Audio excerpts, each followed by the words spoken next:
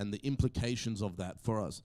Now, in rebutting that, when it comes to an argument against the reality of God, and even in acknowledging how finely tuned our universe is for life, atheist philosopher Douglas Adams, he mockingly had this to say in return.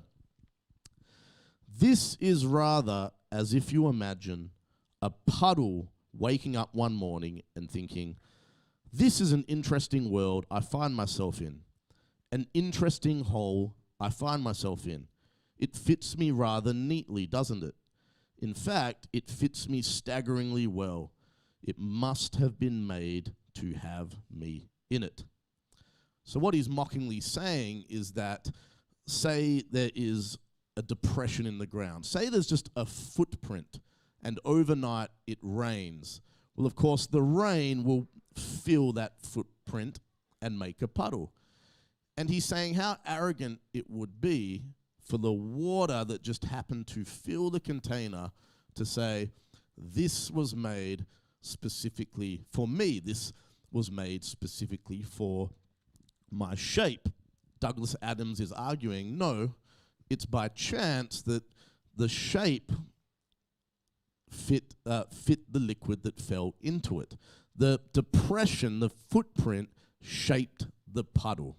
And he's seeing what he's declaring is an arrogance in Christians to say, this was made for us. We fit neatly into this.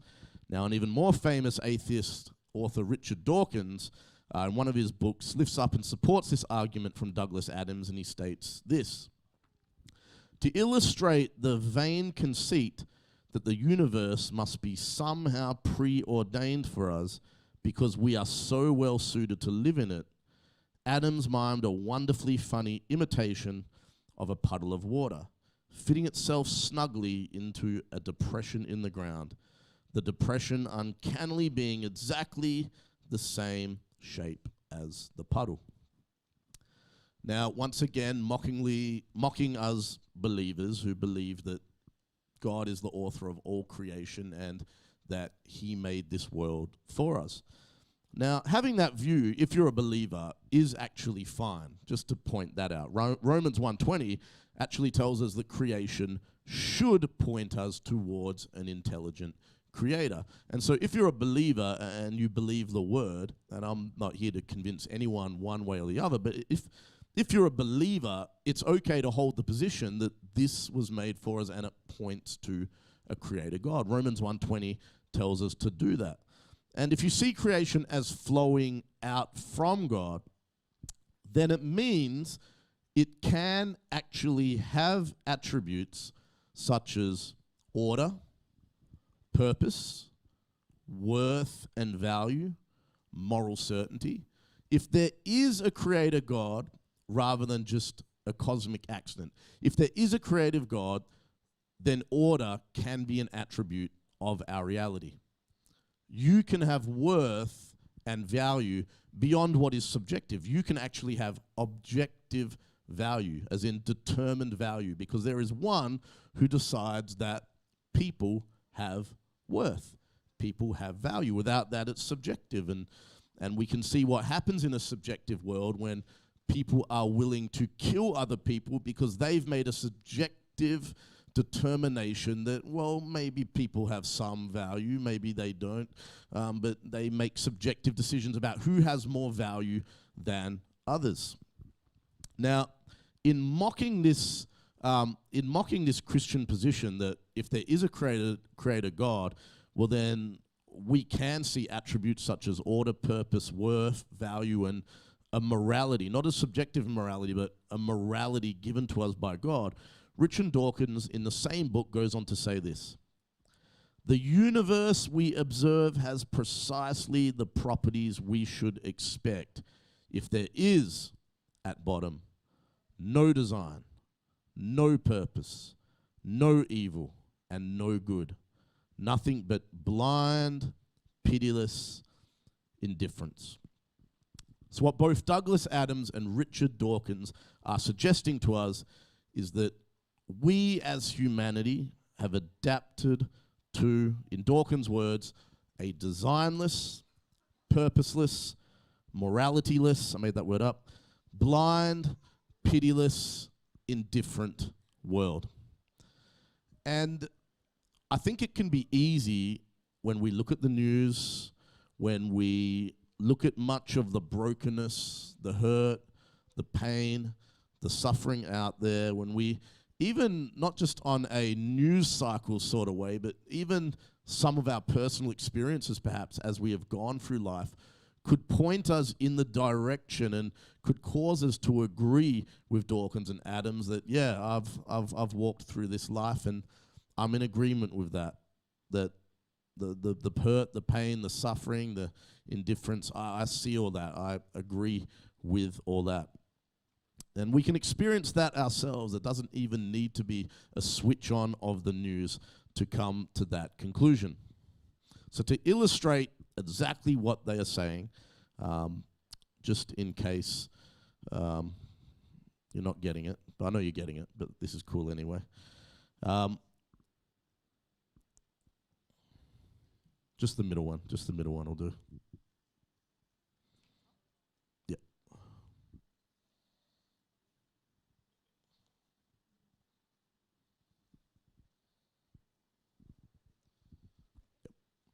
So, yep. She didn't even need to come on stage, did she? She just wanted to come up on stage. I got booed. Oh my goodness. I deserved it though. That was worth a boo. I'll acknowledge that. So what Dawkins Adams is suggesting is that there's a container and it's random, and that we were poured out in that container. And how arrogant would it be of us to look at our shape within the container and say, wow, I can't believe that this was made for me. What a good fit. What a nice, snuggly fit. They view it as arrogance. They view it as vain conceit. And from a godless perspective, I can understand the logic of their position. But in acknowledging that, yeah, if you pour liquid into a shape, it fits the shape.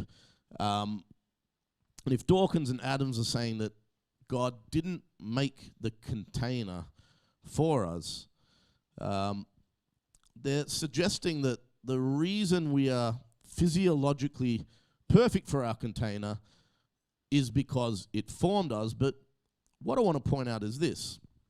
If they're saying the container determines the form of that within it, the container shapes that which is poured into it, and that we, humanity, we are the product of the container we have been poured into. We are the shape of this world. As Richard Dawkins often does, he actually reveals that he has quite a spiritual side, whether he acknowledges or not. Because rather than solely looking at this from a physical and physiological angle, as the first atheist does, Richard Dawkins, who often can be seen to be quite angry with God, it could be say, and angry with those who believe in him, again shows what's in his heart. He goes into other aspects. No design, no purpose, no evil and no good. He labels it blind, pitiless, and indifferent. He actually starts to step into spiritual territory, which he often does without realizing it. He steps into spiritual territory when he starts to give away that, as this scientist, is one who only believes in chance and that we are just the product of nothing more than natural process. He points out himself that this world has no pity. He's pointing to a cruelness. He's pointing to that which he views as an absence of what someone would think a God should be doing in the world. But I've always of the thought that when someone starts to point at pain and suffering as a reason, as an argument for the lack of an existence of God, they reveal their own heart. They're actually revealing that they recognize fallenness. They're recognizing brokenness. They're actually recognizing there's something about this, what I'm seeing, that isn't what it should be, which actually points to purpose. It also points to value. It also points to worth. You can't have one without the other. It points to a suggested inner knowledge of there should be something that has pity. There should be something that looks at something and said, that needs correcting. Now, I just want to show you how the word, for starters, stands against Richard Dawkins' observations about our world. So Richard Dawkins openly states that the container of this world that we've been poured into has no design, no purpose, it has no evil and no good. It is blind, it is pitiless, it is indifferent. Dawkins is simply observing the container that is this fallen world. And I think when you only have half the story, you can see what Dawkins sees. You see a broken world, you see a fallen world. The word tells us this, Psalm 139, verse 14. I praise you because I am fearfully and wonderfully made. Now, Dawkins says there is no design. The Proverbs writer here is recognizing I was designed. There is a design, and he's marveling at it. Romans 1:20 states that creation itself, in its design, points to a God, points to a creator God. Now, you may be saying, okay, but you're reading the Bible here. If I'm an atheist, I don't believe in the Bible. I agree with you. I'm actually not speaking to anyone who would profess to be an atheist at this point. I'm speaking to someone who would profess to be a believer and showing how this is what our world tells us about our reality. It's what it's what the Word of God tells us about our world. And so there is design. We can see design. I see design in creation. I marvel at the works of his hand. I see a sunset and I praise God. And this is the position of the person who believes that there is more than a physical reality and believes in a spiritual world. I know that's many of you in this room. We were made in the image of God, and we can see those attributes. Now, he says that there's no purpose. Philippians 2:13 tells us that it is God who works in you to will and to act in order to fulfill his good purpose. So our life does have purpose. If you believe that you have purpose, well, then you're actually defying Dawkins' container by believing that you have purpose. No evil and no good, Ephesians 2. For we are God's handiwork, created in Christ Jesus to do good works. Now, if there's no good and there's no evil, it's actually kind of crazy, because when we do good, even those who don't believe in God can't help but acknowledge you have done a good thing. Right? I remember whenever I often, it's so good, poor Christian here, he always gets things ready for when we do stuff with Department of Child Protection or Mission Australia or Fusion Housing, and he'll get all the Christmas presents together, he'll purchase them all and buy them, he'll label them, he'll wrap them. I assume he makes you help with that, Raquel. Yep, thought so. And then he'll buy, Easter eggs. He'll buy them all. He put labels all over on each one, like named each kid. It wasn't just from Heart for the City Church. Each kid's name was written on each label. Over 3 organizations: Mission Australia, Fusion Housing, and Department of Child Protection. And I get the privilege of rocking up with the finished product, like hey, and. It's because he's at work. He can't do it. Otherwise, I'd let him do it. But I rock up with him. I go to the Christmas parties, and they're like, "Man, year after year, you do this for us. Thank you so much. It's so good what you do." We recognize that there's good, and I'm telling you, even someone who says, "You know what? There's no such thing as good and evil," even a part of their heart, as long as they're not totally twisted and tormented, leaps at what they see to be good. We recognize good. They can recognize good. And we know what's bad. We know what's evil. You can't tell me that there's no evil and no good. But here, Ephesians 2 is telling us Christ has prepared good works for us to do. We need to walk in them. We need to walk in his purpose and do those good works. He states that this world is blind. I agree. I agree with Dawkins' assertion that this world is blind. Even 2 Corinthians 4 tells us, even if our gospel is veiled, meaning it's covered, it is veiled only to those who are perishing. In their case, the God of this world has blinded the minds of the unbelievers to keep them from seeing the light of the gospel of the glory of Christ, who is the image of good. So I agree. I agree that there is blindness. But I believe that to the believer, we have light that we can see, that we see something else. We see something different. We see a fuller picture. We recognize that this world has fallen from a place of its original intention, that it is indeed broken, it is indeed fallen. And we can see that. We can see the light of Christ, that he is the light of the world, that he reveals and he shows us who God is. Luke 10, he says that this world is pitiless. Now here, in a parable, Christ is advocating for pity to be shown on those who need it. A Samaritan, as he traveled, came where the man was, and when he saw him, he took pity on him. Now, if this world is pitiless, how can we even point and advocate for someone to show pity to another person? How can we do that? If this world is pitiless, how can we have a Christ who says, this man, this good Samaritan, this person, he showed pity. He showed pity. Philippians verse 2, indifference. Look out not only for your own interests, but also for the interests of others.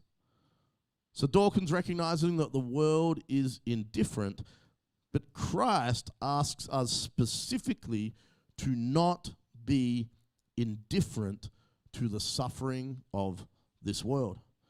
And of course, the Bible is filled with verse after verse encouraging us not to be indifferent towards the suffering of others. So Dawkins is making a declaration about our world. But already I'll put to you, as believers, and I'll even put to you, don't need to be a believer in many areas, we defy what he is saying about this world.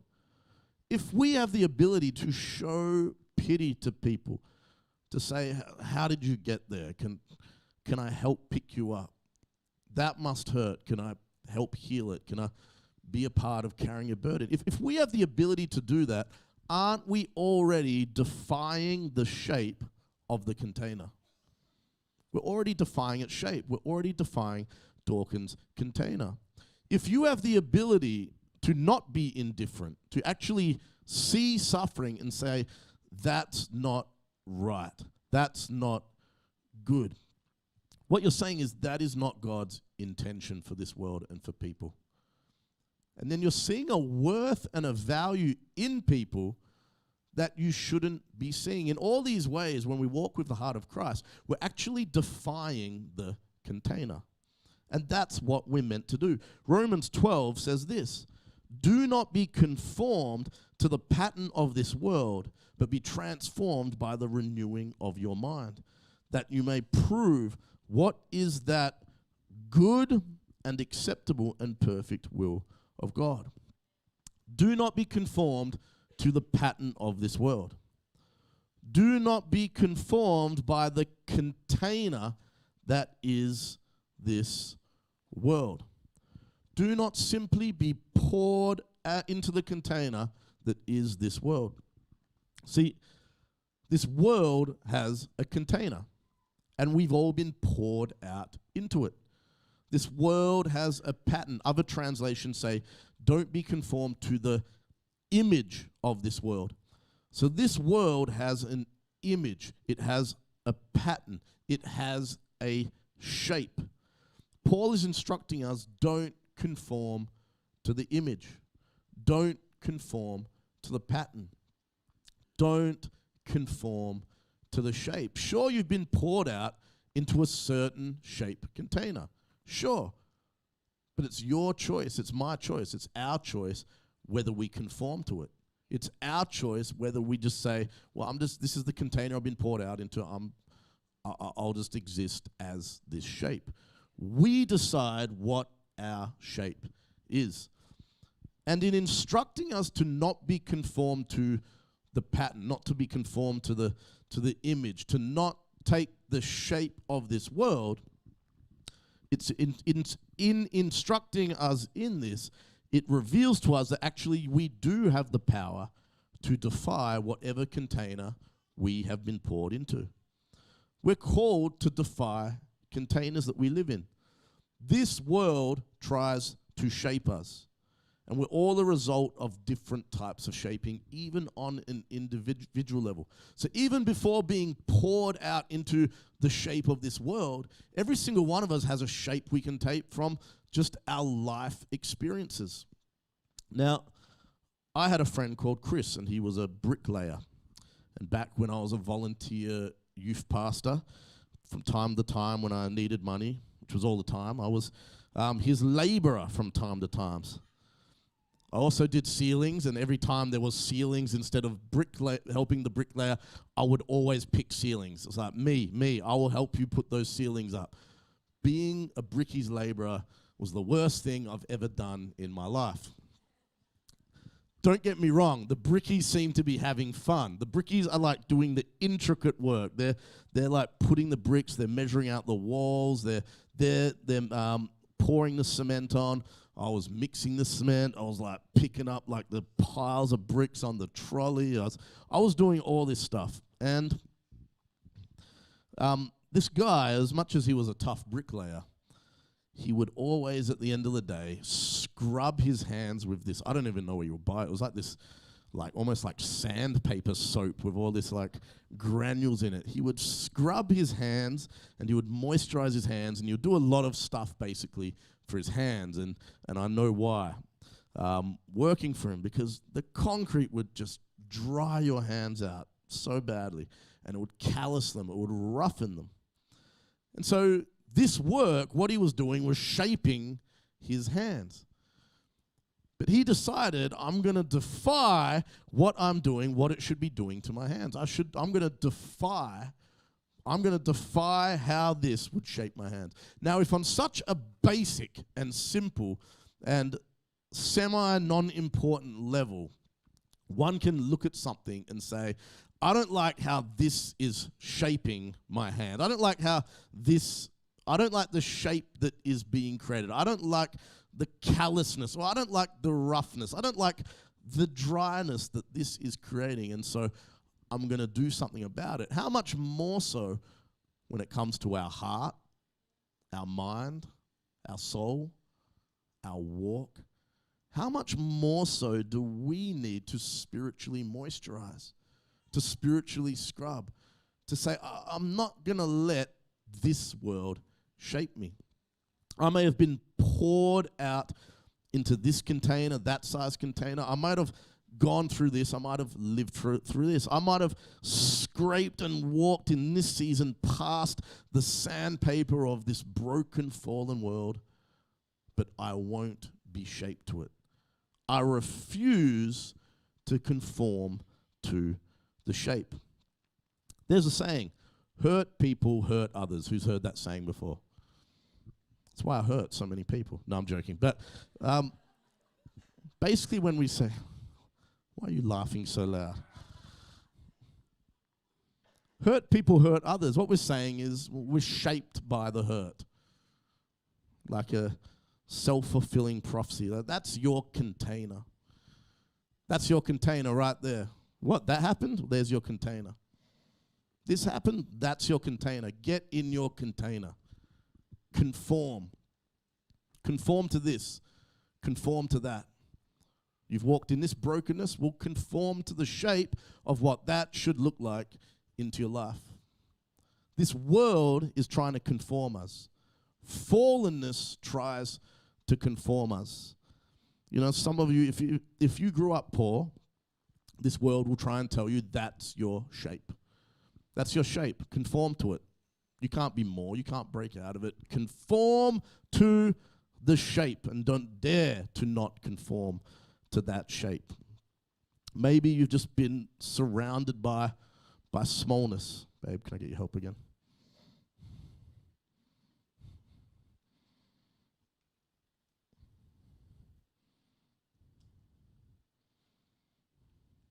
And you viewed your container as smallness, brokenness, and it's a small container, and you've been convinced this is your shape. This is your container. Conform to the shape you've gone through. Conform to the shape of what you experienced. Conform to the shape of your upbringing. Conform to the shape of what they called you in school. Conform to the shape of your past experiences. Conform to the shape of how it went in your last workplace. Conform to the shape. I think it's apt that the way Dawkins expressed it was as a depression. Literally the place where the puddle forms and the shape it calls. He called it a depression. So something was stomped. Fill that shape. That's your shape. And remain that shape. How amazing is it that we have a Father God who loves us so much, He doesn't want us to conform to the shape of the depression that we've been poured out into. He asks us to defy the shape. He asks us to defy Dawkins' container. You know, you might have grown up in a loveless environment. Defy the container. Defy it. Form your own shape. Don't conform to the image. Don't conform to the pattern you've experienced. You might have worked in a toxic workplace and it might have hit you. You might have crushed you. Don't conform to the shape. Defy the container. The container tries to tell us our limitations. It tries to tell us this is the confines of your shape. This is your confines. You need to hold that grudge. Don't let go of it. Hold it. Hold it. Don't let go of it. That's the shape of this world. If they wronged you, you should actually seek to wrong them. You need to hold unforgiveness. Why would you let that go? You walked through that. Hold it. Hold it. Don't let it go. Hold it. Get revenge. Get them back. Don't bless them. You need that for yourself. That's for you. That's your blessing. Why would you give that to someone else? You need that for yourself. You've been hungry before. Remember that. You were hungry. You better hold on to all that. No one's ever given you anything. Now, it doesn't need to be the reality. It's whatever narrative you tell yourself. That's very rarely true. But even if it was, even if that was true, no one has given you anything. No one's given you a chance. No one's given you a hope. They all talked about you. No one liked you. You'd better fit that shape. Fit that container. That's now who you are. And we walk through life conformed to the container of what we've been poured out into, both by this world and the image and the pattern of this world, and both by our individual experiences, as every single one of us to varying degrees experiences the fallenness and the brokenness of this world. And so, yeah, if I didn't believe in the God I believed in, the observation of the container absolutely would ring true to me. Because those that harmed me should be harmed, and those that hurt me should be hurt, and I should seek to claw my own way ahead at the expense of others, because I need to look after me, and you know, don't trust people, don't rely on people, just, you know, keep guarded, keep them at bay, and I better just fit the allocated shape of my experience. I'd better just fit the allocated shape of what this world has told me it is and who it's told me to be. But I want to call us this morning, we are called to defy the shape. We're called to break the container. And here's the crazy part. God tells us this world is fallen. It's not his intention. In this world, we will face troubles, that we will go through valleys. There's all sorts that could shape us the wrong way. He doesn't just tell us, hey, this is broken, and I want you to defy this world's brokenness. He doesn't just say that. He says, don't just defy it, reshape it. He actually calls us to reshape the container of this world. He calls us to be a part of reshaping other people's containers too. See, Dawkins misses the ability of the human spirit to rise above its container, to defy the container, to change the shape of the container. Why is the Bible so narrative driven? Meaning, why is it so full of stories? Because we resonate with stories. What stories do we go to watch? You know, I went to watch a movie and I loved it. It was about a guy and they told him he would never play basketball. But you know what? He went and he did really badly and he realized that they were right. And then he never played basketball again. It was so good. Riveting movie. Loved it. It was, oh man, just spoke to my spirit here. Really, really encouraged me about how things should be. No, we watch movies where people rise above their container, where people rise above the pain, where people try to limit them, push them down, and they rise above it, where they fly, where they flourish. You know what the biggest theme I think we resonate with in movies is? And this completely defies the container. Self-sacrifice. Where the hero dies at the end for others. Braveheart at the end. Freedom! Is there something in your eye? Yep, something in my eye. But we weep. We weep when one gives their life. We weep when one sacrifices. Our heart leaps when one fights for others and puts themselves at great risk for others. Because we were made to recognize who God has called us to be, not what the image of this world wants to conform us into being. And Christ asks of his believers, let's change the shape of this world. Let's change the shape of the container. You know, I just talked about something as simple as when I get the privilege of going and being the face of every good thing we do as a church. Love it. I get to be the face of it, the recipient of the thanks. That's why I'm so encouraged. And I love it because they're always kind of like, why would you do that? It's always the heart, a bewilderment, a recognition of that this doesn't fit the shape. Really, a church wants to do this? Really, a church wants to do that? Yeah, that would be awesome. That would be great. What are they saying? This doesn't fit the shape. This doesn't fit the shape of what we expect humans to act like. That's why Christ calls us to defy the shape. In fact, he tells us this in Genesis 1. Be fruitful and multiply, fill the earth and subdue it. We've been called to shape the world, not be shaped by the world. 1 Peter 3, do not repay evil with evil or insult with insult. On the contrary, repay evil with blessing, because to this you were called so that you may inherit a blessing. We're called to reshape. We're called to do things differently. We're called to it. Matthew 5. You have heard that it was said, an eye for an eye and a tooth for a tooth. But I say to you, do not resist the one who is evil, but if anyone slaps you on the right cheek, turn to him the other also. That's container defying. That is shape of the world defying. You've heard that it was said, you shall love your neighbor and hate your enemy. But I say to you, love your enemies and pray for those who persecute you, so that you may be sons of your Father who is in heaven. For if you love those who love you, what reward do you have? Do not even the tax collectors do the same? And if you greet only your brothers, what more are you doing than others? Do not even the Gentiles do the same? Defy the shape. Christ came to bring a completely different shape to this world.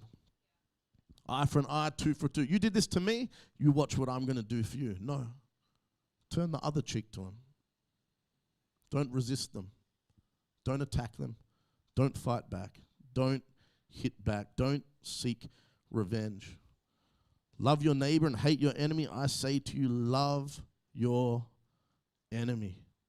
Otherwise, what is the difference between us and the world's shape? Seriously, if we only love those who love us, well, that's just for our own benefit. If we can only love someone who's doing right by us, that's just for our benefit. Loving our enemy, wow, that's difficult. Blessing our enemy, even harder. Praying for our enemy, oh boy. It's hard enough for me to pray, be so disciplined to pray for those I love. Not saying it's like, I don't want to pray for that person. You know what I'm talking about. We're time poor. It's hard. It's difficult. We're all trying to be disciplined in our spiritual life. But taking time out to pray for my enemies, God change his heart. God melt his heart. God bless his life. God help him. God, would you help see him through? Man, this is container defying. This is container defying. Romans 12. And remember, this is following on from the call to not be conformed to the pattern of this world. Be devoted to one another in love. Honor one another above yourselves. For starters, that's already defying the shape of this world.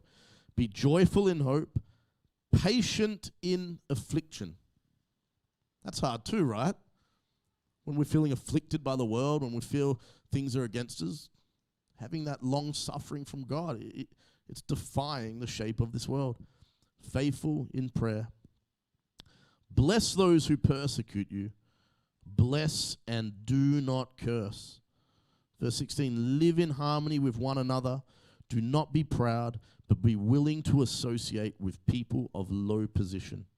Do not be conceited. Do not repay anyone evil for evil. Be careful to do what is right in the eyes of everyone. If it is possible, as far as it depends on you, live at peace with everyone. Do not take revenge, my dear friends, but leave room for God's wrath. On the contrary, if your enemy is hungry, feed him. If he is thirsty, give him something to drink. In doing this, you will heap burning coals on his head. Do not be overcome by evil, but overcome evil with good. Do not be overcome by the shape of this world. You know what? When we just fit the shape of a broken world, when we just fit the shape of the fallenness we experience, we're being overcome by evil. That's exactly what's happening. That's what we're going for. But let's not be overcome evil. Let's overcome the shape of this world by taking on God's shape, by taking on his goodness. If I could have the band come up.